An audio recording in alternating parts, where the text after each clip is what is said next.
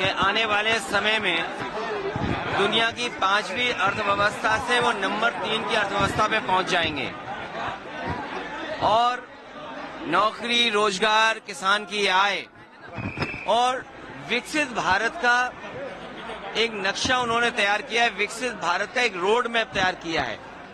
लेकिन बजट आने के बाद जो मायूसी छाई, जो आंकड़े सामने नजर आए कि न इससे विकसित भारत बनने जा रहा है, न इससे कोई अर्थव्यवस्था जिस रफ्तार से बढ़ाना चाहते थे बढ़ने जा रही है, न किसान की आय दोगुनी हुई, नौकरी के नाम पर भी रोजगार नौकरी नहीं दे पा रही सरकार।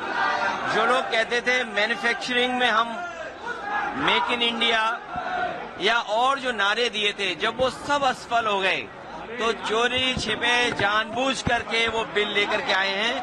बिल इसलिए लाए हैं कि बजट की मायूसी है, बजट से कोई उपलब्धि नहीं है, इसलिए जानबूझ करके अपना पुराना जो उनका तरीका है, पुराना तरीका है जो वक्फ बिल ला करके लोगों के अंदर बहस छेड़ देना, यही उनका हमेशा काम करने का तरीका रहा है। मुख्यमंत्री जी कह रहे हैं कि मंत्री जी कह रहे हैं कि आप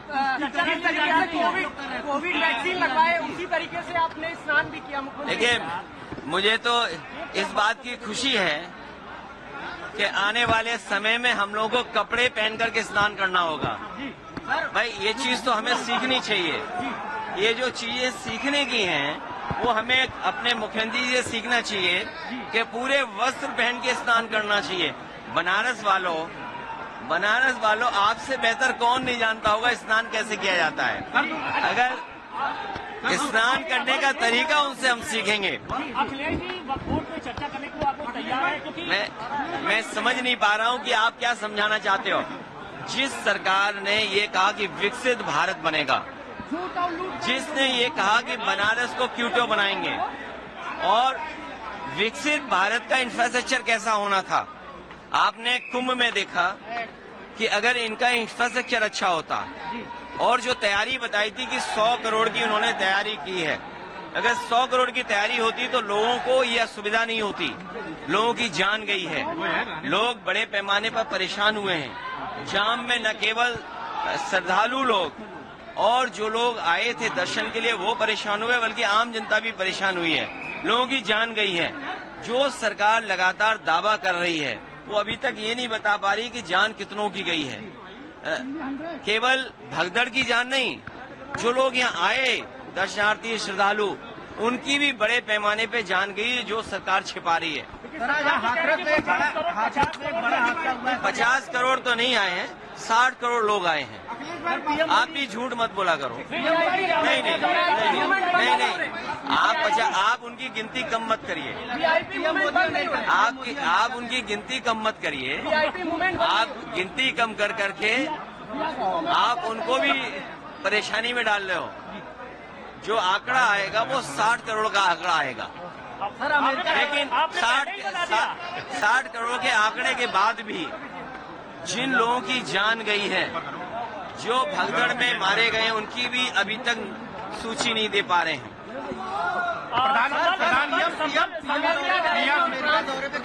महत्वपूर्ण मुद्दों पर चर्चा हुई है। ये तो अच्छी बात है, अमेरिका जाना चाहिए, रक्षा सुरक्षा और अमेरिका जाना चाहिए। अमेरिका से व्यापार ऐसा लाएं जिससे हमारे लोगों की खुशहाली हो। हम अपना बाजार अमेरिका को न दे दें। व्यापार आए, लेकिन हम अपना बाजार अमेरिका को न दे दें। और मैंने तो लोकसभा में भी कहा था कि पिछली बार प्रधानमंत्री जी हीरा लेके गए थे, इस बार कम से कम सोने की चेन ले जाते। और भारत मजबूत हो, हम आप सब चाहते हैं हिंदुस्तान ताकतवर हो। हिंदुस्तान जब ताकतवर होगा, हमारे नागरिक अगर कानून तोड़ करके गए तो ये किसकी नाकामी है?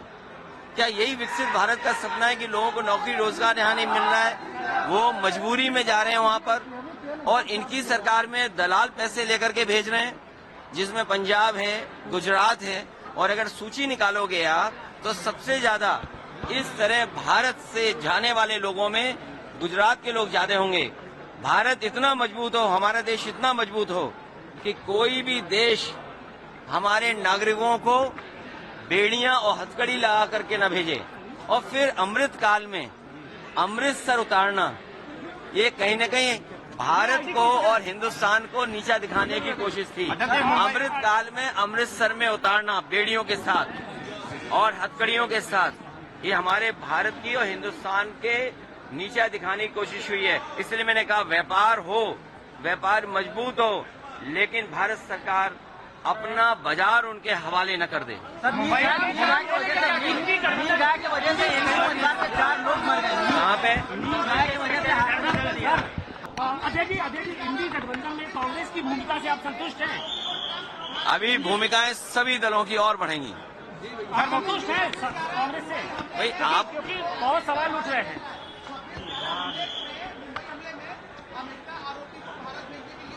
अयूब राणा तो ये तो जो भी भारत और हिंदुस्तान की सीमा और भारत की आंतरिक सुरक्षा के लिए खतरा बनता है, उस पर कार्रवाई हो, उसमें हर देश को सहयोग करना चाहिए। मुंबई कोऑपरेटिव बैंक आज बंद हो गया है, कई लोगों का पैसा फंसा है। लोग कहाँ पर? मुंबई बंद कर दिया गया है। देखिए, कोऑपरेटिव यूनिवर्सिटी बनने जा रही है और कोऑपरेटिव में मुझे नहीं पता है कि किस कारण वो घटना हुई होगी जहाँ पर अकाउंट, लेकिन सच्चाई ये है कि आपके पैसे की कीमत नहीं बची है।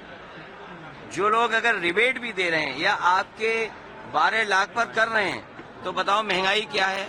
अगर महंगाई कम कर देते तो शायद सबको लाभ मिलता, और आपसे बेहतर कौन जानेगा, कोविड के बाद इनमें से किसी का वेतन नहीं बढ़ा है।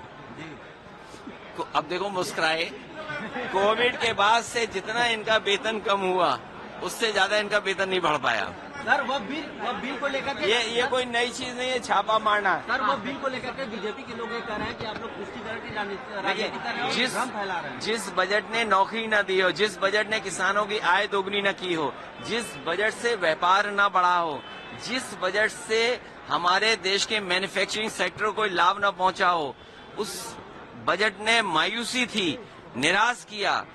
इस सरकार ने धोखा दिया है कि हम ऐसा बजट लाएंगे, इसीलिए जानबूझ करके जनता का ध्यान हटाने के लिए इस तरह के बिल लाए हैं। मणिपुर में राष्ट्रपति शासन लगा दिया गया है। ये बहुत पहले कार्रवाई कर